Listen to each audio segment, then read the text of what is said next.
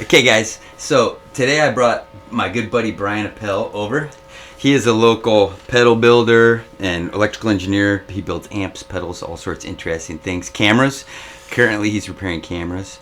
And as you can see here, we've got a bunch of fuzz pedals that are Bryan. Most of these Bryan has built. And my fuzz face that Bryan helped me build had died. So I was hitting up Bryan to fix it for me. And we were talking about doing a triple fuzz box instead of just one. So we thought it'd be fun while he's explaining all these different fuzz pedals to just catch a little video so he can give all of us a fuzz lesson. Yeah, so I guess we were talking about doing a fuzz pedal for you that maybe had as many as 3 fuzzes. Yeah. But we were kind of like, well, what should it do? Which fuzzes should we include? We didn't know. So the best thing to do, I think, is just to go through a bunch of different circuits and kind of figure out what they're good at. And maybe we can, during the course of this little shootout, we can figure out which ones we want to put in the box. Put into the box. Yeah. So I guess we've got kind of a range of the history of fuzz. I don't have like the earliest circuit, which is like the Maestro fuzz tone, I think they call it. But I've got like, this is a fuzz face, and that's like one of the early circuits, and this is like a tone bender. That's why it's called the bone bender. Tone bender, that's another classic circuit. That was a real classic circuit. And then this is a fuzz face too. Yeah, so I got like, this is a 90s, early 90s reissue. It's not a Dunlop. It was actually Crest Audio, which was Dallas Arbiter. Oh, okay. Yeah, it's interesting. The story on that is that Dallas Arbiter was the original manufacturer of the fuzz face back in the 60s. And I think they must have gone out of business or something, but I think they got bought out by this company called Crest Audio, and which I think was an American company. Anyway, there was a guy working at this new company, Crest Audio, and he ran across like a whole, warehouse full of like fuzz face enclosures. No way. And he was like, whoa, what is this? He didn't realize that it was like the same company that made the fuzz face. He was like a guitar player. And he just like brought up this idea. He's like, guys, we've got all these like enclosures. Why don't we make new fuzz faces? So they actually reissued the fuzz face for like a couple of years in the early 90s. Wow. Or I think it was late 80s, early 90s. Late 80s, early 90s. And I got this in like 92, I think. So yeah, we'll check that one out because I think it's a pretty cool sounding fuzz. Yeah, okay. Right, okay, so we got fuzz face, another one. Yeah. Bone bender. What else we got here? The Octavio, which is based on the Octavia, which is a pedal that's associated with Jimi Hendrix, as is the fuzz face, right? Fuzz face was like the original pedal that he started using on the first album. And then with Jimi Hendrix, he started with the fuzz face, and he got hooked up with this guy, Roger Mayer, who's like an engineer, an English engineer, and he wanted to like have him modify his fuzz faces, and so Roger Mayer actually designed the Octavia, the original one. He also as like kind of a derivative of a fuzz face, like a modified fuzz face, or is it a completely different circuit? It's a different circuit. Okay. Yeah, it's doing a whole different thing. Okay. It's an interesting pedal, and we can talk about that. Yeah. Okay, let's maybe just tell us real quick what else we got, and then let's listen to them. So this Love Fuzz, that's also a Roger Mayer invention. This is the fuzz that he invented for Jimmy to use on the album Axis. Oh. So what was it released called? It was called the Axis Fuzz. Well, when Roger Mayer started making pedals in like, I don't know if it was the 80s, he actually came out with these pedals that looked like spaceships. Okay. They were really cool. I should have bought them when it was probably late 90s or early 2000s. Oh. And you get them at the guitar stores, and now they're like super collectible. Okay. But they called it the Axis Fuzz, and then there's the Octavia. Okay. So what else do we have here? Well, what's this? Super Fuzz is based on the Univox, I think, Super Fuzz, which is a fuzz pedal that gives you an octave up. So it's kind of like the Octavia. It gives you an octave up effect. That was a really gnarly fuzz. What else? The one that's called a Buzz Fuzz is I'm not really sure. It's based off of like a vintage pedal, but I don't remember exactly what it's called. Okay. But there was a pedal that this company made for Jack White, and so it's basically just a copy of that pedal. Okay. And it does an octave thing as well. Okay. So we got a bunch of different octave ones. This is actually a 2 pedals in one, which is why it's got the orange and the green. And it's a Dan Armstrong design. In the 70s, this guy Dan Armstrong designed these pedals that they were in this little tiny box that plugged directly in your guitar. Oh yeah, I've seen this. Yeah. And then you could sort of stack them. Yeah, I guess you could. Yeah. Yeah. Not the most convenient thing in the world. So that his idea was so you could adjust them, like instead of adjusting here, you'd be controlling your fuzz or delay or whatever. Yeah. So you plug it directly in the guitar, plug your guitar cable into the front of the thing, and then it would have like a on-off switch, and you could just flick it on, play along, and then flick it off. A switch. A switch. Wow. Not like a button, but like an actual toggle switch. So this is based on the orange squeezer compressor and the green ringer, which again is an octave, kind of like an octave fuzz. Huh. And the orange squeeze, that was a pretty extreme compressor, right? Yeah. I have another pedal that's a clone of that. Yeah, and it can do some cool stuff. Yeah. I think Mark Knopfler, there's some rumors that he might have used it for like Sultans of Swing. Oh, wow. I think he might have used like a twin or something like that with one of these driving the front end. The orange squeeze? The orange squeezer. Oh, wow. Okay, what's this? And this is a pedal based on, now I can't remember what it was originally called, but it's a Devi Ever pedal design, and really unusual design. It's not based on anything that I know of, and Oh, okay, that's cool. Yeah, it's a really extreme fuzz. Oh boy, I'm excited. Yeah, like the rest of these fuzzes mostly can be controlled pretty easily with the volume and picking dynamics. This one just sort of obliterates everything. It just goes for it. Yeah, but it does. Starts off at 11. Yeah. Okay. But it does some cool stuff. Let's see what else we got. We got the Fuzz Lab, which is it's like a clone of the ZVEX Fuzz Factory. Oh, yeah, it has that same look. Yeah. That thing does some wild stuff. Yeah, I'm especially proud of my paint job here. Yeah, that's nice. Most of these are like psychedelic. Yeah, most of these are spray paint and close to the camera.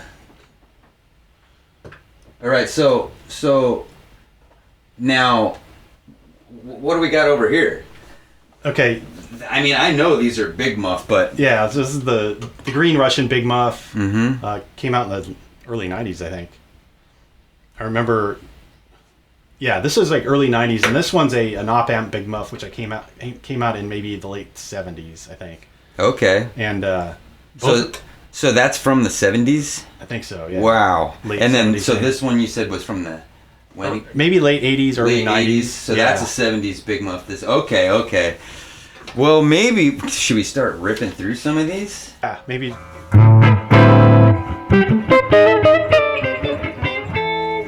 All right, so we got Sweet. signal. Everything's Clean working. tone. Yeah. There's our clean.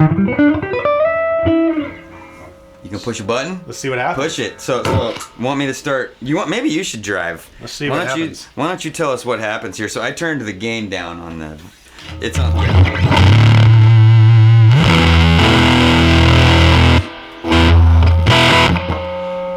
The dog's not sure about that. Yeah, I don't know if the dog is gonna. There she goes. She's like, okay, she's not like, so bad. Yeah.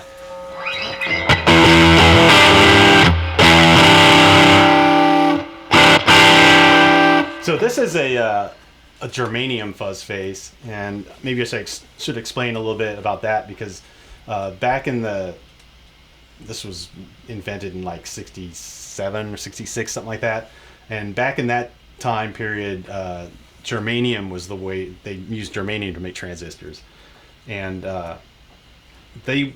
Okay, just for me being a bit of a less educated, is germanium a mineral? It is like kind of like a rock, yeah. A rock. Okay. It's it's one of the elements, I believe, and it's on the periodic table. It's on the periodic table. Okay. And so they use germanium, and it works good for transistors, but one of the problems with it is it's real heat sensitive. Yeah. So the transistor will behave differently if it's cold. I've noticed that. Yeah. So in fuzz pedals, these things can sound amazing, or they can sound like complete ass. Well, you know, the first time I experienced this was I tour quite a bit, and when we first started playing larger festivals, where we're the small font band, you know, where we're in the direct sunlight. Right. And it was the first time that happened to me where my fuzz started sounding weirder and weirder, till it just sounds like somebody's trying to hawk a loogie. Right. Yep. That's what it sounded like, which I kind of liked. It was like the cooking fuzz face was actually a pretty cool sound, and then it died and I had nothing. Right. But I had a distortion plus, so like it's not germanium, I'm guessing. No. And it worked great. So luckily I had two in there, but okay. Right. So I didn't mean to derail. But no, that's exactly the problem, is that you put it in the hot sun and it'll just start to change. It could start out sounding amazing, and then as it gets hotter, it gets worse sounding. I've heard of people actually, if you're doing a recording session or something and this fuzz is acting weird, they go and put it in a freezer. I've done that. Yeah, to cool it down. So anyway, not ideal for, you know, gigging musicians, studio musicians, anybody. But fortunately, the scientists or whatever came up with silicon transistors, which do not have as much heat sensitivity. They're more stable. Much more stable. But they do sound different. So this is a germanium. This is a germanium. Here, let me have a crack at it. Yeah. So this is germanium. I think that the fuzz is, I mean, okay, the fuzz you built me, that is not this fuzz, but it was this same circuit, right? Yeah. Well, this is the one that's been in my pedal board. Right. Yeah, okay. Yeah, it sounds like it. And you've got the fuzz dimed. Yeah. I often would turn it down.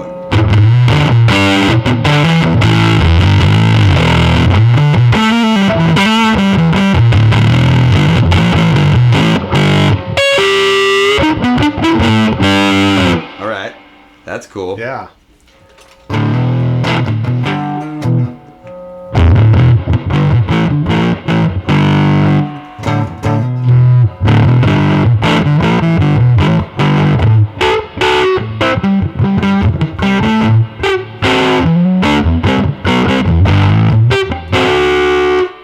I've got the volume rolled back a little ways. Okay, yeah.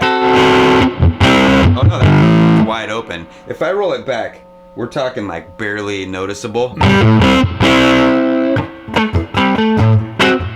It's almost more like an overdrive. Clean. Yeah.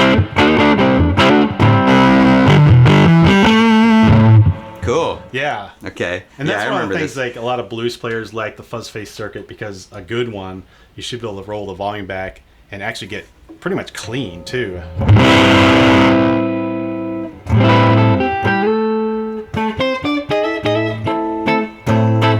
It's pretty much clean. Definitely lost some volume. Yeah, I mean, if we... And if I had the amp, if I was Right. pushing the preamp tube, then I can just go.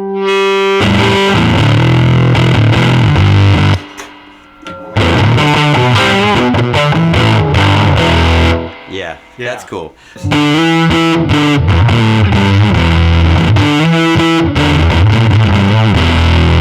Okay, let's go to a silicone one and see what's different.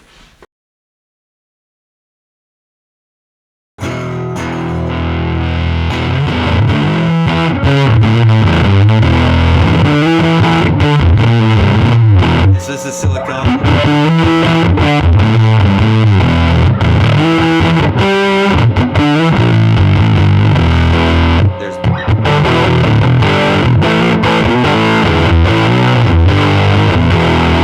So it's pretty similar. Yeah.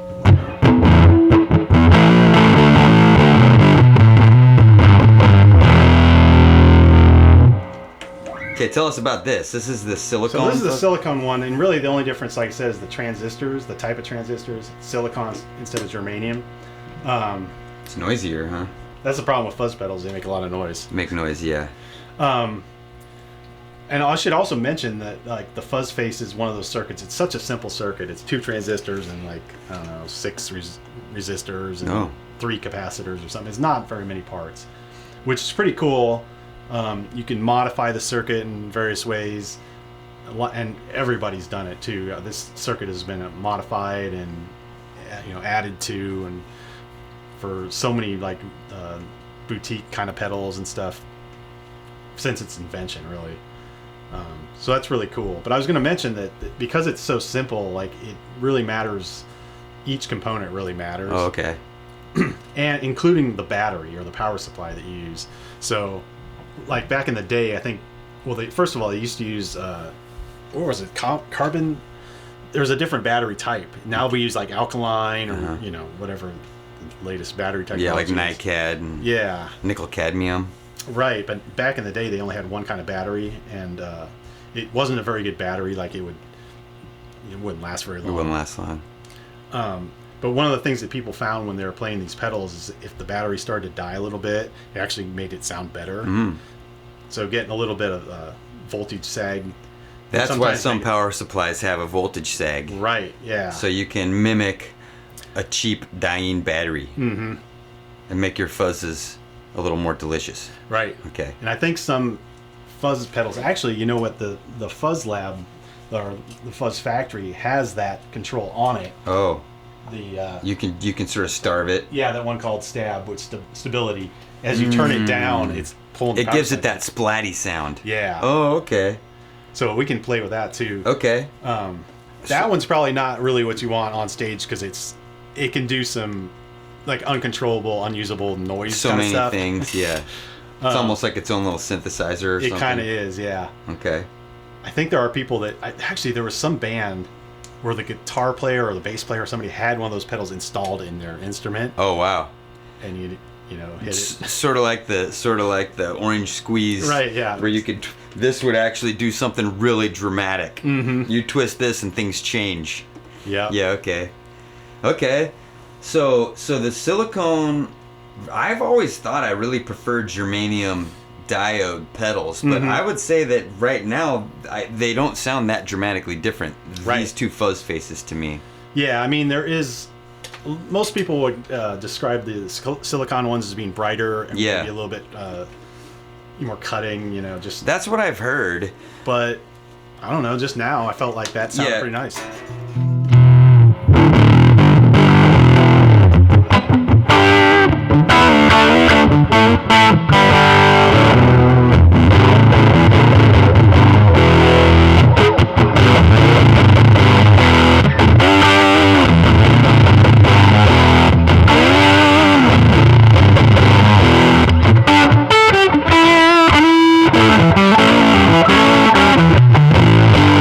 It's nice how it handles, like I was playing major third double stops instead of power chords, and it handles it nicely. That's cool. Right, yeah. I mean, that is a nice thing.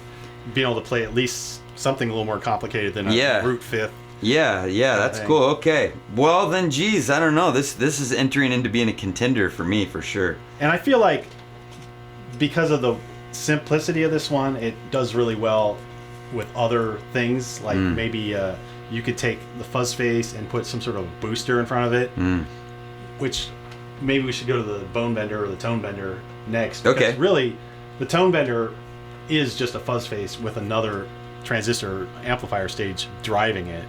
Okay, you want to switch? To the bone bender? Okay, we're moving on to the bone bender.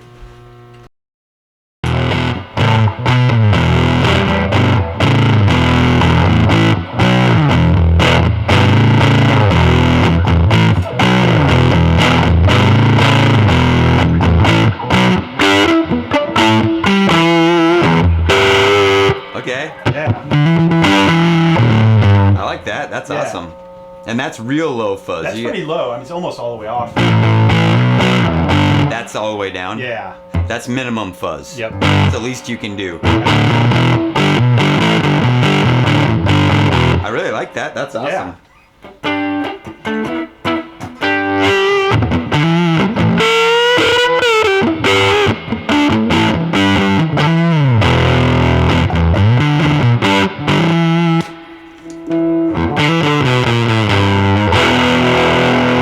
All the way open on all my pots. Okay. Everything's open.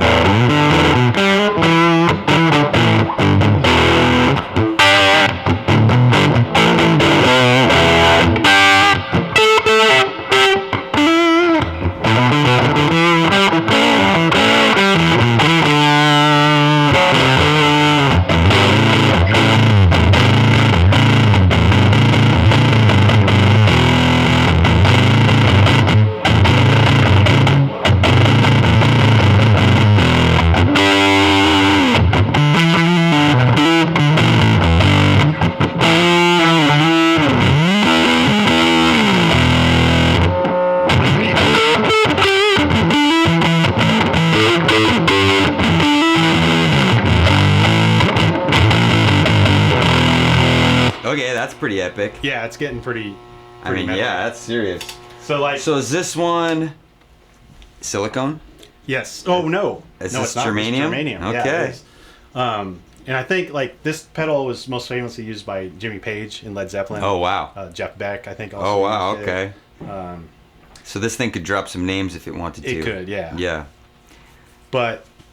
And so is this circuit? This circuit is pretty much the same as the OG tone bender. Yes. Yes. Wow. So, like I said, it's kind of like a fuzz face with an extra gain stage, so it can get more rocking. But you can dial it back, like we saw it at minimum fuzz. It's pretty manageable. Yeah, and very nice. I like it. I mean, that would be I would use that for sure. That's kind of what I'm looking for. Yeah. So, like one thought from a design standpoint that might be cool is to have that and have a switch, so you could switch the additional stage in or out. Oh yeah. So you could be like basically a fuzz face, and then hit a button. It brings in the extra stage, kind of extra fuzz face. A little bit extra, yeah. Fuzz face to tone bender. Huh, that's the main difference. Is that that's a cool idea. We should make that. AKA you should make that. This is based on Roger Mayer's Axis fuzz design. Oh yeah, you already told us about. Yeah, that. so Jimmy wanted new sounds. He's always looking for the new tone or whatever, and Roger Mayer. Oh, and also Jimmy started out with the germanium fuzz face, and he had the same problem as everyone else. When he was playing outside, yeah, it would crap out on It him. would crap out, and he didn't like that. So Roger Mayer's like, I got it, and he designed this thing, which is kind of similar to a fuzz face. It's got two transistors, but they're silicon transistors. I mean, I could get into more technical details, but the important part is it sounds a little more hi-fi. Do you want a demo? Sure. And it's kind of maybe fizzy sometimes, depending Fizzy. on... Oh, okay, yeah. Usually when I hear you use the term fizzy, that's not always a good thing. Yeah. Oh, it's got a lot more volume to it.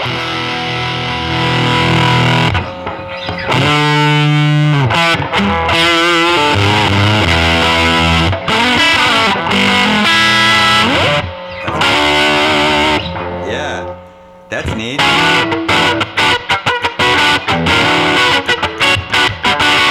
Woo. Yeah. Yeah, I like that. So it's... A little bit of sound. Yeah. Yeah, I rolled it.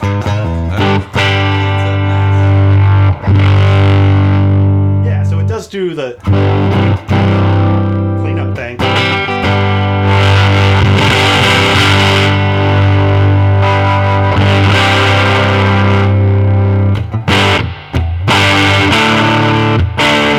So yeah. Yeah, I like that. That's cool. Yeah, you want to try it out? Okay. I'll leave the shredding to you. I don't know about that.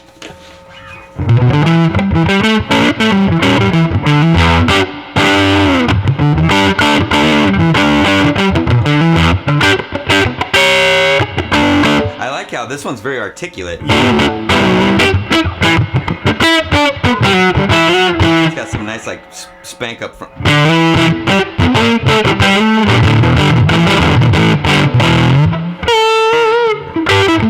That'd be how I'd want to describe it, like a little more articulate. Yeah.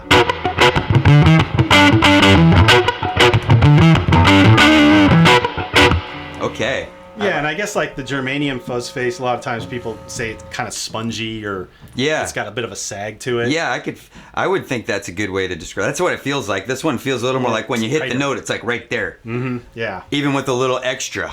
Yep. This one does have, especially at the higher fuzz levels, it like goes. Right. It's like you're jumping into a trampoline and it's springing you up. This one's a little bit more like a super ball off the concrete. Totally.